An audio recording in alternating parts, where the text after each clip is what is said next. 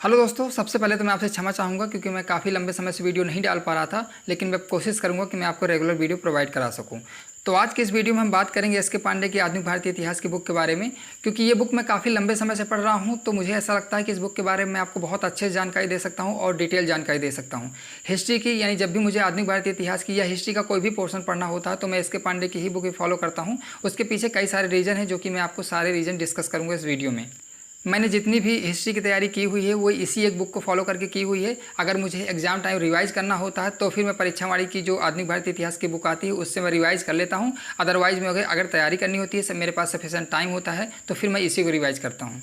अब बात आती है कि अगर मेरे पास पहले से एक बुक थी तो फिर मैंने दूसरी परचेस क्यों की। इसके पीछे मेनली दो रीज़न है। पहला रीज़न ये है कि क्योंकि ये बुक मैंने सेकंड हैंड परचेस की थी और इसको मैं 2-3 बार रिवाइज कर चुका था। और आप इसकी हालत तो देख ही रहे हैं कि इसकी हालत जो है बहुत ज़्यादा खस्ता है, क्योंकि जब मैंने सेकंड हैंड ली थी तभी से ऐसी थी। तो क्योंकि ये बुक मुझे काफ़ी अच्छी लगी तो मुझे लगा कि एक बार नई ले लेना चाहिए, उससे ये आइडिया मिल जाए क्या कुछ न्यू एडिशन में कुछ चेंजेस होते हैं या नहीं होते हैं। तो मैंने सिर्फ ये देखने के लिए क्या न्यू एडिशन में कुछ चेंज होंगे, क्या सेम टू सेम पूरा सब कुछ वही रहता है, तो इस वजह से मैंने नई परचेस की थी। तो ये दोनों रीज़न आपको समझ में आ गए, क्योंकि इसकी हालत ख़राब थी, क्योंकि ये पुरानी हो चुकी थी, पहला रीज़न था। दूसरा रीज़न ये था कि मुझे देखना था कि न्यू एडिशन में क्या चेंजेस आते हैं। तो इसको रखते हैं साइड में। अब बात करते हैं इस न्यू एडिशन के बारे में। अब बात करते हैं इसके एडिशन के बारे में। तो जब मैंने इसको ऑनलाइन परचेज़ किया था तो इसमें जो एडिशन दिखा रहा था वो 2021 का एडिशन दिखा रहा था, लेकिन जब ये बुक मेरे पास आई तो इसमें जो लिखा हुआ था वो नवीन संस्करण 2014 का एडिशन लिखा हुआ था। तो मैं इससे थोड़ा सा डिसअपॉइंट भी हुआ, लेकिन मैंने सोचा चलो मैच करके देखते हैं कि इसमें क्या क्या डेटा चेंज हुआ है, क्या कुछ परिवर्तन हुए हैं।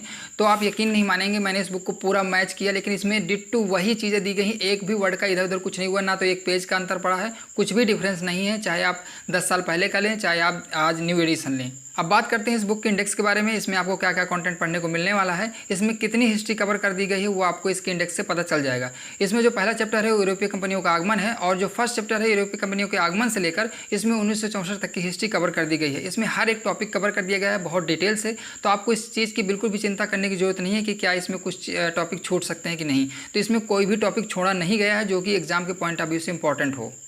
पहला चैप्टर है यूरोपीय कंपनियों का आगमन, दूसरा है मुगल साम्राज्य का पतन तथा विघटन, नवीन राज्यों का उत्थान, मराठा राज संघ, भारत में ब्रिटिश राज का आर्थिक प्रभाव, 1857 का विद्रोह, कंपनी का संवैधानिक विकास, धार्मिक और सामाजिक पुनर्जागरण, निम्न जाति मजदूर संघ तथा किसान आंदोलन, ब्रिटिश राज की उपलब्धियां, भारत का स्वतंत्रता संघर्ष और स्वतंत्रता के बाद का जो भी हिस्ट्री हो सकती है वो भी इसमें कवर कर दी गई 1964 तक की।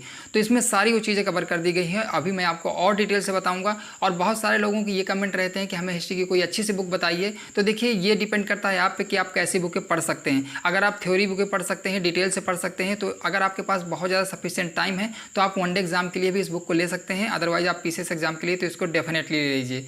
अब मैं ऐसा क्यों कह रहा हूँ कि सफिशिएंट टाइम हो तभी आप इस बुक को ले लीजिएगा, उसके पीछे कई सारे रीज़न हैं। उसके पीछे रीज़न ये है क्योंकि इसके ये कॉम्बो बुक नहीं आती है, इसके अलग अलग पार्ट आते हैं। यानी प्राचीन भारतीय इतिहास की अलग है, मध्यकालीन की अलग है और आधुनिक भारतीय इतिहास की अलग है। ये आधुनिक भारतीय इतिहास की बुक है। बाकी इसके जो चैप्टर हैं इसके जो बाकी भाग हैं उनका भी मैं रिव्यू जल्द ही करूँगा। तो आप चैनल को सब्सक्राइब जरूर कर लीजिएगा ताकि आपको नई नई बुक के बारे में जानकारी मिलती रहे। वैसे तो मैंने काफ़ी सारी बुक्स का रिव्यू कर रखा है, जिसमें दृष्टि पब्लिकेशन की हिस्ट्री की बुक है, इसके अलावा महेश बरनवाल है और परीक्षावाड़ी की आधुनिक भारतीय इतिहास की बुक है। तो मुझे जब रिवाइज करना होता है एग्जाम टाइम तब मैं परीक्षावाड़ी वाली बुक से रिवाइज कर लेता हूँ, अदरवाइज मैं इसी बुक को पढ़ता हूँ। इसके अलावा जो महेश बरनवाल की बुक है इतिहास की, तो वो बहुत ही बेकार यूजलेस है। हालांकि मैंने उसका रिव्यू कर दिया था जल्दीबाजी में, लेकिन वो बुक आप बिल्कुल मत लीजिएगा। मुझे उसका जो कॉन्टेंट है वो बिल्कुल पसंद नहीं आया, उसमें जो एरर है वो बहुत ज़्यादा है। तो मुझे ऐसा लगता है कि महेश बरनवाल की जितनी भी बुकें आती हैं उनको आपको अवॉइड करना चाहिए कि उनमें किसी भी तरह का कोई कॉन्टेंट अच्छा नहीं दिया गया हो, चाहे ज्योग्राफी की हो चाहे पॉलिटी की हो।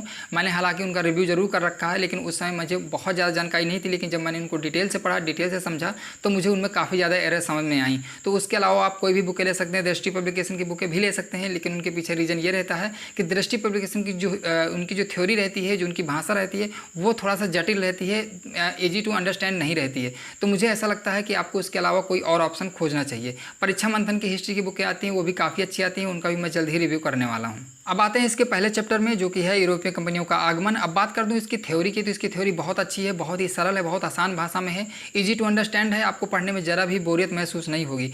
एक रीज़न ये भी है कि ये बुक मुझे बहुत ज़्यादा पसंद है क्योंकि इसकी जो थ्योरी है बहुत आसान है। अगर बात करें इसमें जो टॉपिक अरेंजमेंट है वो बहुत अच्छे हैं। देखिएगा, अगर कोई भी आप एग्जाम दे रहे हैं, चाहे वो ग्रुप डी का हो या पीसीएस लेवल का हो, अगर ग्रुप डी से लेकर पीसीएस एग्जाम तक की मैं बात करूँ तो इन एग्जाम्स में सबसे ज़्यादा रिक्वायरमेंट होती है कि आपके पास कॉन्सेप्ट क्लियर होने के साथ साथ आपको जो फैक्ट हो वो भी क्लियर हो। फैक्ट जो है बहुत ज़्यादा अच्छे से नॉलेज होना चाहिए फैक्ट का।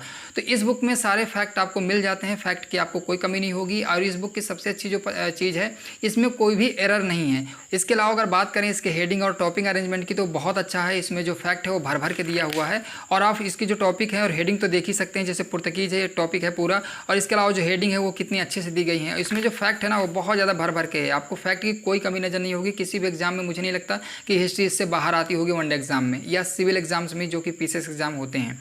अब अगर बात करें यहाँ यूपीएससी की तो यूपीएससी का जो फॉर्मेट होता है वो थोड़ा चेंज हो जाता है, लेकिन उस एग्जाम के लिए भी ये बहुत ज़्यादा यूज़फुल है क्योंकि इसमें साफ साफ लिखा हुआ है सिविल से वो एग्जाम के लिए इंपॉर्टेंट है। तो ये बहुत अच्छी बुक है। मुझे ऐसा लगता है कि हर स्टूडेंट को इसे पढ़ना चाहिए अगर उसे नॉलेज लेना है, अगर उसे सिर्फ रट्टू तोता नहीं बनना है तो। इसके अलावा यूरोपीय कंपनियों का आगमन वाला चैप्टर जितना अच्छे से इसमें दिया गया है इतना अच्छे से किसी और बुक में नहीं दिया गया है। अगर आप चाहे बिपिन चंद्र की उठा लें उसमें भी उतना अच्छे से नहीं दिया गया है, मोटा मोटा दिया गया है। अगर आप स्पेक्ट्रम की भी उठाएंगे तो स्पेक्ट्रम भले ही इतनी मोटी बुक है लेकिन उसके जो दो एक चैप्टर है उसमें बहुत अच्छे से नहीं दिए गए हैं। स्टार्टिंग के जो दो चैप्टर हैं यूरोपीय कंपनियों का आगमन और मुगल साम्राज्य का पतन, तो ये दो चैप्टर आपको स्पेक्ट्रम भी बहुत अच्छे से नहीं मिलेंगे। तो ये मुझे बहुत अच्छी चीज़ लगती है क्योंकि इसमें बहुत डिटेल से दिया गया है। इसके अलावा हर चैप्टर के पीछे आपको कुछ प्रैक्टिस क्वेश्चन भी मिल जाएंगे। अब मैं ये नहीं कहूँगा ये प्रीवियस ईयर के क्वेश्चन पेपर हैं, लेकिन बहुत अच्छे क्वेश्चन हैं जो कि आपको प्रैक्टिस करने में बहुत ज़्यादा हेल्प करेंगे।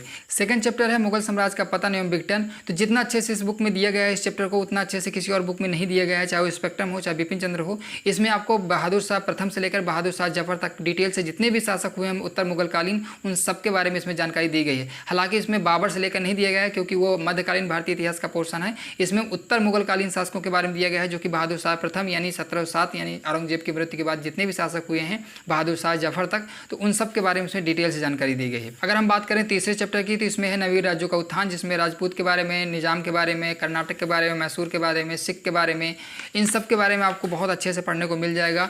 तो ये चैप्टर भी बहुत ज़्यादा इंपॉर्टेंट है और बहुत अच्छे से दिया गया है, इसमें डिटेल से दिया गया है। इसके अलावा बाकी जो चैप्टर हैं इसमें उनमें बहुत डिटेल से दिया गया है। भारत में ब्रिटिश राज का आर्थिक प्रभाव, तो इसमें महालवाड़ी व्यवस्था है, रैयतवाड़ी व्यवस्था है और जहाँ ज़रूरत है वहाँ थोड़ा बहुत मैप दिए गए हैं। हालांकि मैप उतने ज़्यादा क्लियर नहीं है, इस बात ये तो चीज़ मुझे नहीं पसंद आई क्योंकि इसमें जो मैप है वो बहुत ज़्यादा क्लियर नहीं है और इनमें जो इसमें लिखा हुआ है वो बहुत ज़्यादा क्लियर नहीं, कभी कभी कोई चीज़ें समझ में नहीं आती हैं। तो जो ये चीज़ें हैं जो मुझे नहीं पसंद आई हैं। बाकी इसकी थ्योरी तो बहुत अच्छी है, बाकी इसका कंटेंट बहुत अच्छा है क्योंकि आप समझ सकते हैं कि जब मैं खुद इसको लंबे समय से पढ़ रहा हूँ तो कहीं ना कहीं कुछ ना कुछ तो इस बुक में मुझे कुछ चीज़ें पसंद आई होंगी।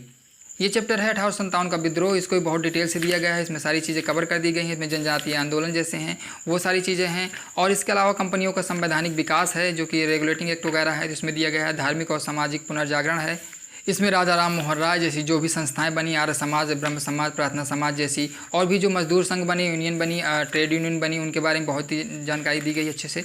और इसके अलावा जो इसकी थ्योरी है ना वो बहुत अच्छी है और इसमें जो चीज़ें दी गई हैं वो बहुत ही सही तरीके से अरेंज की गई हैं। वो कोशिश की गई है कि स्टूडेंट को ज़्यादा आसानी से चीज़ें समझ में आ जाएँ। इस बुक को मंगाने के बाद मैंने इस बुक को एक बार पूरा पढ़ा हुआ है ताकि इस चीज़ के बारे में जानकारी हो जाए कि इस बुक में कहीं कोई चेंजेस तो नहीं हुए हैं।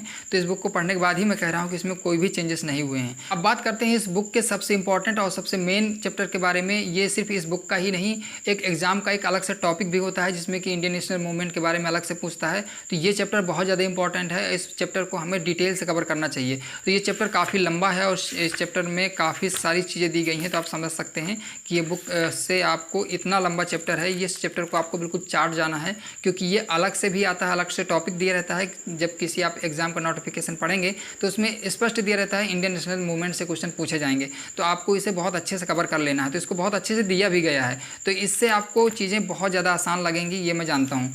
अब आते हैं इस बुक के लास्ट चैप्टर में जो कि 1947 से लेकर 1964 तक की जानकारी दी गई है। अगर मैं शॉर्ट में कहूँ तो इसमें नेहरू युग के बारे में जानकारी दी गई है, यानी जब तक नेहरू जी के रहे, नेहरू जी ने क्या क्या काम किए और उनकी मृत्यु जब 1964 में हुई तब तक की इसमें जानकारी दी गई है। तो इसमें 1964 तक की हिस्ट्री कवर कर दी गई है। इसके अलावा अगर बात करूँ इसके चैप्टर्स के बारे में तो इसके पेजेस के बारे में, तो इसमें जो टोटल पेजेस दिए गए हैं वो 511 पेजेस की ये बुक है। तो देखा जाए तो एक काफ़ी डिसेंट सी बुक है, आपको पढ़ने में थोड़ा टाइम लगेगा लेकिन आपको इससे बहुत सारी चीज़ें जानने को मिलेंगी, सीखने को मिलेंगी और बहुत सारी जानकारी आपको मिल जाएगी। और आपके किसी भी एग्जाम में, अगर आप वनडे एग्जाम दे रहे हो या पीसीएस एग्जाम दे रहे हो, मुझे लगता है हिस्ट्री में इससे कुछ भी बाहर नहीं आएगा। अगर बात करें इसके प्राइस की तो इसका जो प्रिंटेड प्राइस है वो 350 रुपये है, लेकिन ये मुझे ऑनलाइन में 280 रुपये की मिली थी। अगर आप इसे ऑनलाइन खरीदते हैं तो हो सकता है इसमें आपको कम या ज़्यादा डिस्काउंट मिल सकता है। तो इस वीडियो में मैंने कोशिश की है कि आपको मैं सारी जानकारी दे सकूँ, लेकिन अगर फिर भी कुछ रह गया हो और इस बुक के बारे में आप कोई और जानकारी चाहते हैं तो आप मुझे कमेंट कर सकते हैं, मैं आपको जानकारी देने की कोशिश करूँगा। ये पूरा वीडियो देखने के लिए आपका धन्यवाद।